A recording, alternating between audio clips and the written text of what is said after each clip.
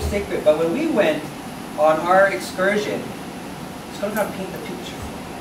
If you guys didn't hear, but this past year, Lake Waiau, which is normally probably about as big as this upper campus area, almost close to the road, it's a kind of a nice sized body of water. In this past year, it got about this big. It was a puddle.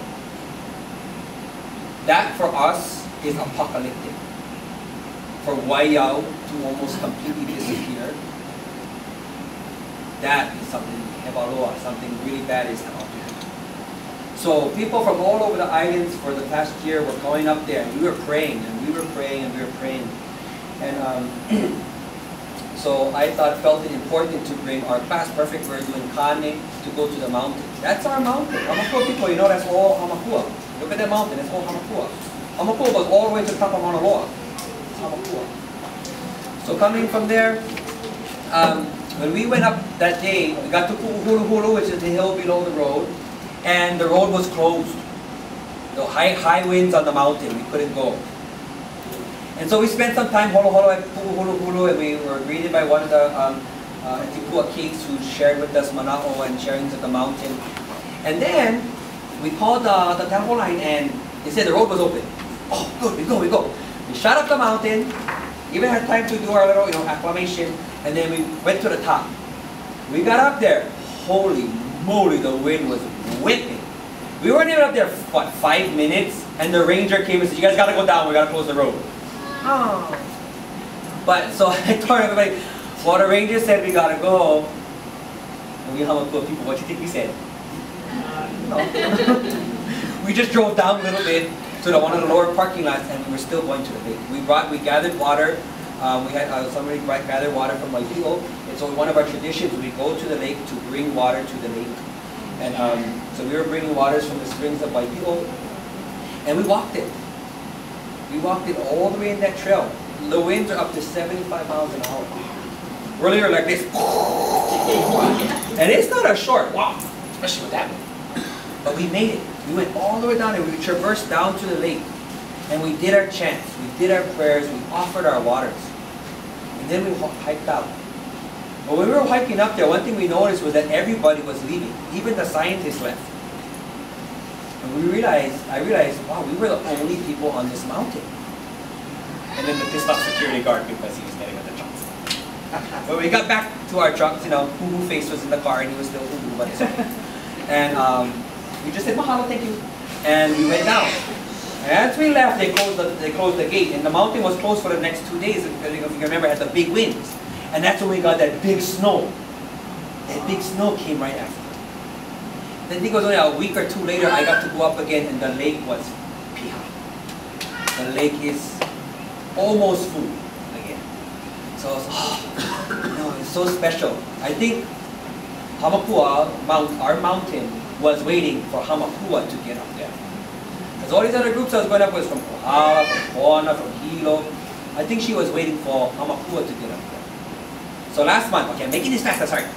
Last month, someone tagged me on the sacred Facebook. It's a sacred Facebook. And they tagged me in this story that they found. And this young man was sharing that his grandmother was from this area. I'm trying to find it again because I'm forgetting the names, which is horrible. But I forgot the name. But his grandmother was from Mauna Kea, and she shared this story with him. And this story states, it talks about a time when Hamakua went through a major drought and famine.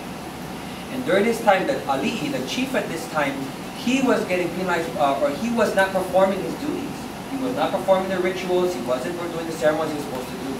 And in some time, another chief came and ousted him, and he tried to do the rituals. But no rain came.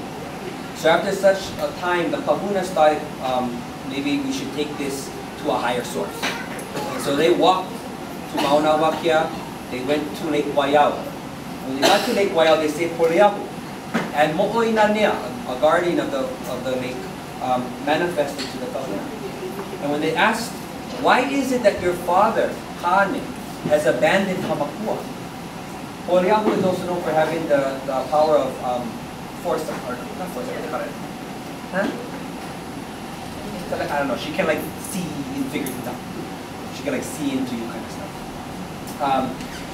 And so she discerned for them that what happened was, the rituals were not being done. So her father saw it, that the people of Hamakua had turned their back on Pono. So he left. But they said, but the new chief came and he tried to perform the rituals. Why did your father return? She said, because my father is a father. He's a parental figure. And the way he saw it, that when that chief was not upholding his duties, and the people did not check him on that, they were just as guilty. It's the responsibility of the people to keep their chiefs in check. And so with that, she gave them instructions to perform this ritual. Go down and bring that chief up. Bring your people up to Waiau and have him offer a great gift.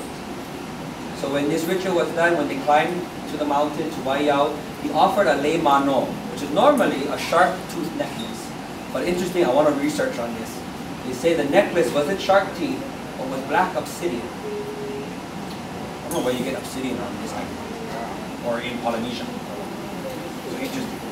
And he offered this into the lake. And at time after the rituals, they went back down, they began their prayers again, the rains returned.